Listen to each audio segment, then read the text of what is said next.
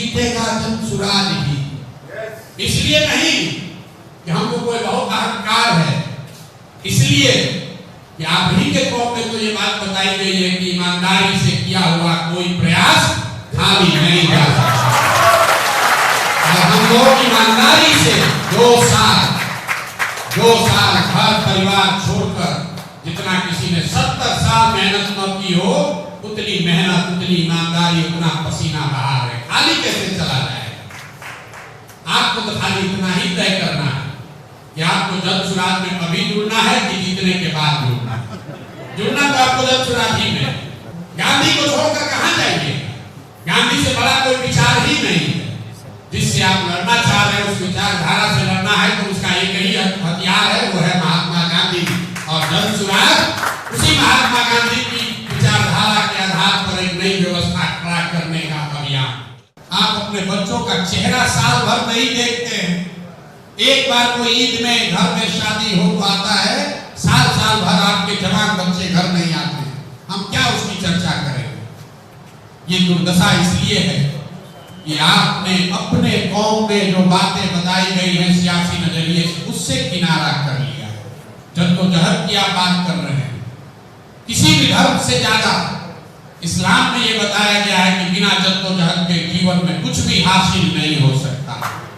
लेकिन आज का जो मुसलमान है वो राजनीतिक जद्दोजहद नहीं करना चाहता। हम वोट मांगते नहीं। अब मुसलमानों की राजनीतिक सलाहियत का अंदाजा देख लगा लीजिए। हम वोट नहीं मांग रहे, हमने दल नहीं बनाया, और आपके मन में भाजपा का भूत इतना है कि आप सोच रहे हैं कि भाजपा का एक टीम है कि बी टीम। ये आप नहीं सोच रहे हैं कि इस व्यवस्था में हमारे बच्चों के लिए कुछ है कि नहीं है। यहाँ बैठे हुए जितने मुस्लिम हैं, मैं आपको कैमरे पर दावा कर रहा हूं, 5 वर्ष में आपने ये नहीं सोचा होगा कि इस विधानसभा लोकसभा को कैसे जीता जाए।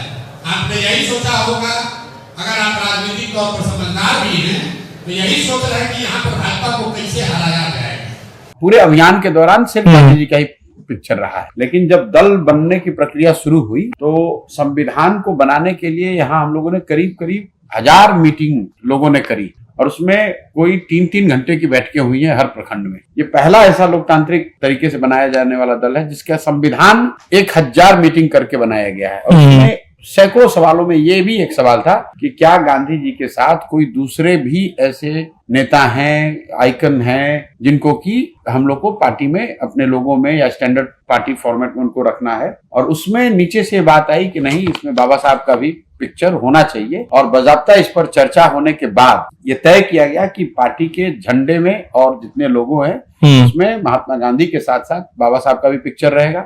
मैं एक बात आपको हाईलाइट करना चाहता हूं आपके दर्शकों को, ये देश में पहला ऐसा राजनीतिक फॉर्मेशन है जो गांधी और अंबेडकर को एक साथ एक फ्रेम में रख के चल रहा है। बीपीएससी में आपको मैंने बताया है, हम तो अनशन पर बैठे हुए थे तब भी मैंने बताया, बीपीएससी के ज्यादा से ज्यादा नौकरी को पहले ही बेच दिया गया है। 1000 करोड़ से ज्यादा का घोटाला किया गया है। 30 लाख से लेकर 1.5 करोड़ रुपए तक में एक पद बेचा गया है। हम लोग छात्रों के साथ लड़ रहे हैं कि वो परीक्षा कैंसिल हो, और कल कोर्ट में उसकी सुनवाई भी है। छात्र आज भी गर्दनीबाग में धरने बैठे हुए हैं। लेकिन अगर बीपीएससी का एग्जाम फिर से हो भी जाए तो भी वो बच्चों के साथ न्याय नहीं होना है, क्योंकि नौकरियां तो पहले ही बेच दी गई हैं। बीपीएससी में आंदोलन भले हो रहा है, लेकिन ये कोई पहला परीक्षा नहीं जहां पेपर लीक हुआ है। बिहार में तो हर 2 महीना पे पेपर लीक होना है। सिपाही भर्ती में घोटाला, दरोगा में घोटाला, टीईटी में घोटाला, नीट में घोटाला। कोई ऐसा परीक्षा नहीं है जिसमें पेपर लीक नहीं हो रहा है। और नीतीश कुमार पिछले 5 वर्ष में ये आज तक कोई एक आदमी ना गिरफ्तार हुआ, ना कोई शिक्षा माफिया पकड़ा। हम वोट मांगते नहीं। अब मुसलमानों की राजनीतिक सलाहियत का अंदाजा देख लगा लीजिए। हम वोट नहीं मांग रहे, हमने दल नहीं बनाया, और आपके मन में भाजपा का भूत इतना है कि आप सोच रहे हैं कि भाजपा का एक टीम है कि बी टीम। ये आप नहीं सोच रहे हैं कि इस व्यवस्था में हमारे बच्चों के लिए कुछ है कि नहीं है। यहाँ बैठे हुए जितने मुस्लिम हैं, मैं आपको कैमरे पर दावा कर रहा हूं, 5 वर्ष में आपने ये नहीं सोचा होगा कि इस विधानसभा लोकसभा को कैसे जीता जाए। आपने यही सोचा होगा, अगर आप राजनीतिक तौर पर समझदार भी हैं तो यही सोच रहे हैं कि यहाँ पर भाजपा को कैसे हराया जाएगा। यहाँ बैठे हुए जितने मुस्लिम हैं, मैं आपको कैमरे पर दावा कर रहा हूं, वर्ष में आपने ये नहीं सोचा होगा कि इस विधानसभा और लोकसभा को कैसे जीता जाए।